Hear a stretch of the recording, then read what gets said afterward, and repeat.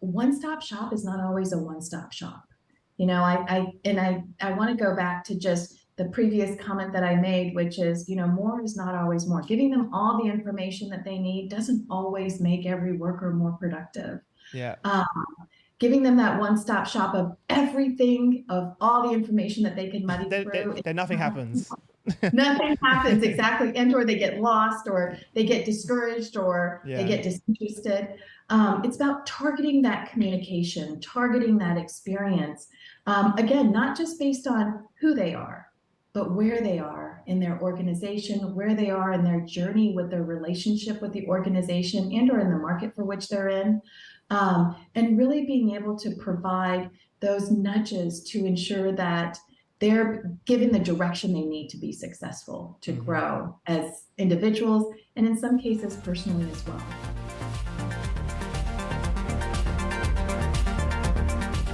Hi everyone, welcome back to the HR Leaders Podcast. On today's episode, I'm joined by Nancy Estell Zoder, Vice President of Product Strategy at Oracle. We discuss how the future of work has changed over the past 2 years and how you can make a difference today on your employee experience journey. As always, before we jump into the video, make sure you hit the subscribe button, turn on the notification bell, and follow on your favorite podcast platform. With that being said, let's jump in. Nancy, welcome to the show. How are you? I'm doing great, thanks. How are you? I'm not too bad, not too bad. Have you managed to get away on holiday anywhere? I did a true proper holiday, actually, for 2 weeks on the beach in Bali. Can't get any better. Wow. I know now you're just showing off. I know. Of all things you could have said there, everyone, if there's people listening right now that haven't been away on holiday, they're like, oh no. How was it? Was it really, I suppose, can it even be busy there? Was it really busy? It actually wasn't. It was probably the best time to go because it hasn't completely returned to its glory. But it was beautiful. It was lovely. And after 3 years of no proper holiday, this was a nice way to come back into the swing of things. Yeah. I don't know how you return to work after a holiday like that. Yeah, it was, I have to admit, it was definitely needed. I think that especially all of us, right, as we've been trying to take time off over the years, but I find that a lot of folks haven't truly taken the time off as we're trying to adjust kind of this new way of work. But I think it was definitely needed. I know for me personally, it was definitely needed, and I was back energized and raring to go, realizing how important vacations really are for a person. Important. Yeah, I'm a big culprit of not taking holidays. And I feel like you hear people that say they take extended weekends or days off here and there, but it's not enough. You can't really, I feel like for me, I was away for 2 weeks in Florence, and I think it took me a week just to unwind. Just to start turning off. The first week I was still in work mode. My brain was like, what's happening, emails, etc. And then after the second week, I was like, oh, okay, relax. Took a while. I think people have trouble even turning off their phones in that first week, right? And so it's still, there's that bit of connectiveness. And to be perfectly fair, even a few days before you're about to return, you're probably like, I really should check this out a little bit, make sure everything's in order before I return.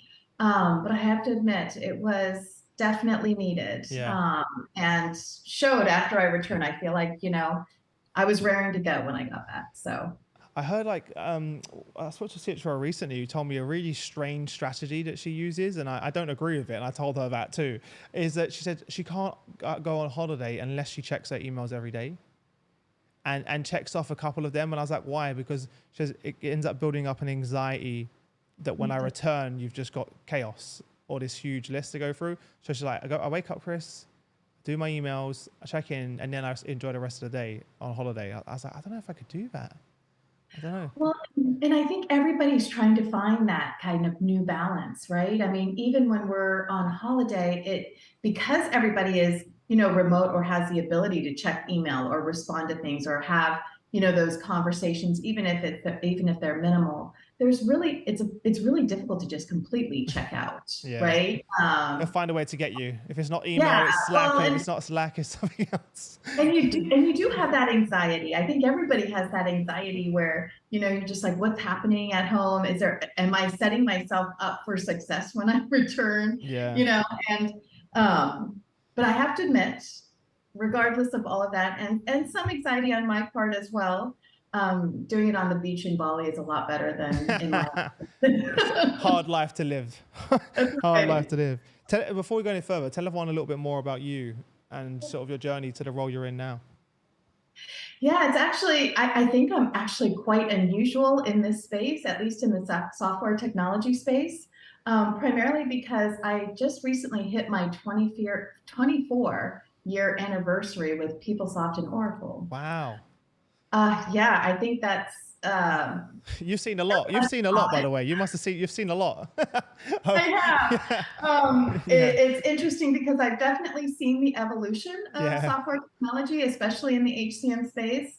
Over the past 24 years, I've worked a number of years in consulting and in practice management, and then into development of PeopleSoft as well as coming into the cloud. So really have seen the evolution of software, but more importantly, HCM software. But Yeah. I do think that there aren't many of us that have been just with one organization or two, right? Yeah, exactly. Yeah, for people. But what would you say is the one thing that kept you there so long, kept you engaged? I have to admit, it is the speed of innovation. I know I am much like I think a lot of folks just want constant change and manage to changing environments because we get bored really easily. I think a lot of us really do, and especially now where we've got a lot of adoption of personal technology. Our attention spans are getting shorter and shorter. There's that idea of just immediate gratification, but also immediate information. I think one thing that I find, especially being at Oracle specifically, is just the speed of innovation and the adoption of modern technology into HCM, but also across the board. I mean, we are a very large organization, large technology company, going beyond HCM. And I feel like that rate of innovation enables me to always Yeah. running, right? Like always, reaching for that next opportunity. So that's really what's kept me here. Yeah. And I suppose because a lot of people outgrow their organizations, but with a company that's innovating so quickly, there's always a new role, a new opportunity, a new pivot. You've had multiple careers and multiple roles within one organization. That's exactly right. And I think that's what has not just kept my attention, but kept my growth. Yeah. I think that a lot of us feel the need to, continuously grow, just personally, continuously learn. And I find myself to be no different than that. I want to constantly challenge myself. I'm around a lot of really smart people at Oracle who constantly challenge me and challenge, what I'm thinking about, the ideas that I may have. To really enable us to all really grow. So it's really an exciting and dynamic environment to work in. Yeah. Well, talking of growth and change, the last 2 years, we always speak about the future of work. That's changed. How we even define work has changed. How have you seen this change over the last 2 years, and how do you define the future of work now? So it's really interesting because I feel like we've been talking about the future of work for a really long time, even before the past 3 years. Yeah. We've been talking about the future of work. I don't think any of us anticipated that the future of work would come as quickly as it has. But what we've also realized, it's in recognition of the fact that it's not just the evolving worker or the future of the work environment. It really comes down to the expectations of work. The worker themselves are really in the driver's seat. Being able to define what it is that they expect, what it is that they're willing to do, and how they're going to do it. They're willing to provide the input into how to better optimize a process, but that also means that they want the tools in order to support them in doing that. And I talked a little bit about attention span and expectations. I think we're all kind of there. It's like we don't want to waste time, mostly because we don't have a lot of time. I'll tell you right now, initially, when I first wanted to take that holiday, I was really constrained because I was like, oh, really, should I go? Now is not really a good time. But then I was really thinking about it with my family. I'm like, well, never's really a good time, right? There's never a really great time for us to take the time because we all don't have time with families and with home responsibilities and work responsibilities. It's really about being able to deal with all of those changes in recognizing that you need to provide more direction, right? To ensure that time is effectively managed and we're respecting everybody's time. Giving everybody all the information they need is sometimes not always an ideal scenario. Giving them the information they need right now to give them the direction in order to be successful, in order to grow, is what really helps. And I think a lot of employers, especially now, are recognizing the importance of focusing in on the expectations of the worker in order to get this new work in the new work location, the new job done effectively today. Yeah, no, I agree. And I think we've seen so much more conversations now around personalization, that we never really spoke about that in the past. We did what we did with our customers. We had a very clear customer experience strategy, and that transcended through software, technology, the entire life cycle. And now, all of a sudden, this light's sort of turned on out of nowhere, even though many of us have been talking about this for years, that we need to make sure that we can personalize the entire experience. Is that something you've seen a big shift in? Absolutely. So, I mean, I think it is about personalization from the experience standpoint. But what I also think is that, especially over the past 3 years, we need to be able to adjust to change and adjust to change really quickly. And that means, you have that personalized experience, but you also need to be able to evolve that experience day by day, potentially, in order to adjust to the changing needs and expectations of the worker. Those needs, unfortunately, or fortunately for me, because I enjoy that change, but does occur very quickly. And adjusting to that change is, I think, the biggest consideration when we're thinking about the future of work. Yeah. And it must be quite interesting for you because you get to see this both internally and externally with your partners, right? On how this affect them. Has that changed the strategy and how has that changed the conversations that you're having within the product team? It's, it's interesting because I feel like, especially, over the past 20, 24 years of my career, we've, being in consulting as well as being in development, you have a lot of conversations with not customers, partners, and internal stakeholders around what the primary focus is, right? And, in the past, it was about, providing those solutions, providing those better practices that every organization is actually having to deliver on, support, whatever it may be.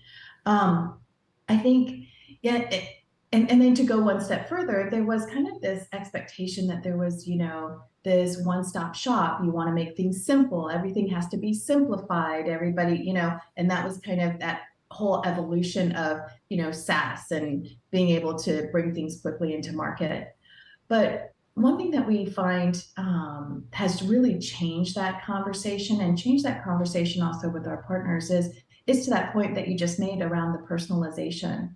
But just as important, if not more, is the contextual experience, going that one step further from that personalization. I need to know who you are, what triggers you, what are all the attributes of who you are that drive the expectations that you have. Those attributes actually change every single day because your seniority changes, or there are disruptions that take place either to you personally or within your organization or within your market. And driving those experiences really requires us to take that more flexible approach to enable individuals to manage those experiences. That means managers being able to manage the experience of their teams, or getting down to the lower level of ownership of that experience becomes that much more critical to drive that personalized experience beyond just one definition of what that experience looks like. It's really interesting, isn't it? Because many years ago, these weren't even data points or considerations that even existed within many software platforms. And now they're the priority. Yeah, that's just it, right? I think that, in the past we would talk about, security roles as driving the experience. That was really what it was, right? If you were a manager, if you were a manager in this jurisdiction and maybe within this business unit, this was the experience you were expecting to have. Now what we're finding is that there's an expectation that the experience needs to be contextual, Mm-hmm. that, as an individual, I'm a manager in this particular country, but I have 12 months of experience in this business unit and or maybe and may manage employees in a particular union or works council. And therefore, I need to have this experience or this type of guidance or this type of learning. There's that expectation of guidance and support to make them better as employees, as managers, as workers. Yeah. So many companies that I'm speaking to now and the HR leaders, they're now completely reassessing their technology, their platforms. They're looking at everything again. They're turning over every stone. What are some questions or considerations you think that they should be thinking about or asking during that process of deciding what company, platform, solution, etc., that they should look at? I think one of the key things is obvious. It's really about recognizing that the shortest distance is not always the shortest distance. Sometimes, and what I mean by that is really recognizing the importance of, looking at what is needed for each and every one of those individual workers, not trying to boil the ocean, which is what we've definitely seen, evolutions of over the years. But it really goes into recognizing that one-stop shop is not always a one-stop shop. I want to go back to just the previous comment that I made, which is, more is not always more. Giving them all the information that they need doesn't always make every worker more productive. Yeah. Giving them that one-stop shop of everything, of all the information that they can muddy through. Then nothing happens. Nothing happens, exactly. And or they get lost or they get discouraged or they get disinterested. It's about targeting that communication, targeting that experience. Again, not just based on who they are, but where they are in their organization, where they are in their journey with their relationship with the organization and or in the market for which they're in. And really being able to provide those nudges to ensure that they're given the direction they need to be successful, to grow as individuals, and in some cases personally as well. Yeah. I love the way you put that, because most of the time we never really consider, we hire someone, they're at this stage of their life, but 5-10 years down the line, they're still being treated the same way. Exactly. Whether it's their benefits, benefits is a good example, what they needed when they were fresh out of university versus now as someone with 2 kids is a very different type of experience and benefits and etc. that they are. Yeah. I always think about, like, I've obviously had a variety of stages in my life, considering that I've been, in this space for quite a few years, but I also see, it in myself, like there was a need during certain periods of my life which required just more flexibility in my work. Maybe perhaps I had younger children, or, perhaps you have, other family responsibilities where you require more of that flexibility. Then there are other times during my life where I was like, 100%, I was all in, send me out on the road, I'm ready to go. And I wanted to take on those responsibilities. I wanted to take on more and more challenges than I could have possibly 10 years ago. And I think that having that context, based on what I share with, HR, based on what I share with my manager, and based on things that other people like me may want to do, I would want to be nudged, given that direction, be provided with that assistance to send me in the right direction versus, just sitting there and me having to go look through all the training that's available. Right? Yeah, Which is we love that. Sometimes discouraging and overwhelming. We can't wait to go and look in the LMS and search through thousands of things that may be relevant to us. We also want the ability to take our careers into our own hands and be empowered to do so. In many companies, even to the day, you're kind of just sitting there waiting to be tapped on the shoulder for that next role, the next opportunity. But now with the technology, it's given us the opportunity to actually take charge of our own careers, right? And see opportunities that are available across the organization, across the world within that organization as well. And that's something really exciting to see. I think that's the piece that I love, because you just said something that was so critical, which is having exposure to opportunities around the world. When we're thinking about the guidance that you need in order to support how to get there. I have to admit, I know, and this is kind of going back in my career, a number of years ago, a significant number of years ago, when I was back in consulting, I wanted to work in Europe.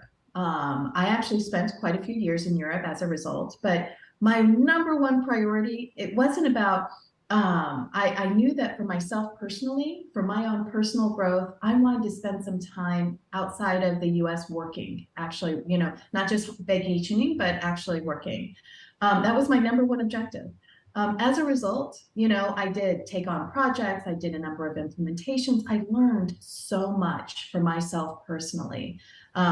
Living in Germany, living in the UK, living in Switzerland, really being able to live and learn based on my personal objectives, right? And how great is that? That based on that objective that I had, I was able to find some of those opportunities to realize those objectives. Mm-hmm. And I think really being able to understand what it is that drives individual workers, what motivates them to want an opportunity, what's that key driver that's taking them there, and then giving them the guidance in order to accomplish it. I know I had to, at the time, I learned a lot to become a security lead on a project, right? I'm more of a functional HR person, but you better believe I studied. I took those classes so that I could take, on a security project, and it was amazing. It was truly, and again, from a technology perspective, of course, also learned a lot, which was great from my experience. But my primary driver was I wanted to work in Germany, right? So, accomplished it, but enabling us to provide like technology solutions to help guide individuals, recognizing what drives them, to make recommendations for how they can realize their objective, realize their goals, professional, personal, or hopefully a combination thereof, like I had, is amazing. Amazing growth opportunity, an amazing way to ensure continued, not just retention, but ultimate growth within the organization. Mm-hmm. We've spoken a lot about employee experience, the employee journey. What advice would you give to our audience in terms of where they can immediately make a difference today? I mean, I think ultimately accept change, right? Accept the fact that you're going to have change. You're going to make a definition for that experience that's going to change as a result of a disruption, hopefully not as big as a pandemic, but there will be disruptions, and be okay with that. I think one of the key learnings that we found, especially over the past few years, is that those organizations, and I'm sure you've seen this, those organizations, the more detailed their scenario plans were, or the more varied their scenario plans were, the more successful they were in the adoption to that change upon the result of reacting to the pandemic, and all the things that happened since then, right? There have been a lot of different disruptions since then. Ensuring that they have flexibility to manage that change is critical. So, really looking at technology, especially experience technology, to support how you effectively communicate, how you effectively target that communication, and manage the contextual experience, are key decisions I think organizations must make, but also recognize the fact that we have to be transparent in that it will be changing. It may change every month. It may change every quarter. It may change every year. But having the technology and the technology partnership to recognize that there's going to be a constant evolution is, I think, what organizations need to make a clear decision on, in recognizing that, and embrace. Because I feel like we all did that. We all realized we all had to embrace change. I think we all learned a lot about ourselves and actually people were really surprised about how resilient we are, and that we can be. But our organizations are still playing catch up to support that innovation and the speed of change. So I feel like many people are ready for that, but do they have the systems and process, the leadership, etc., the technology in place to help support that and enhance that, actually. Yeah.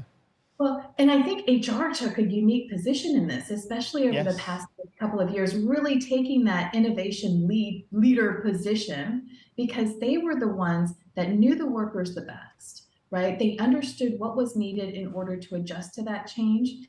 And also, which I thought was most exciting, is that they recognized the importance and the partnership that technology played. Yeah.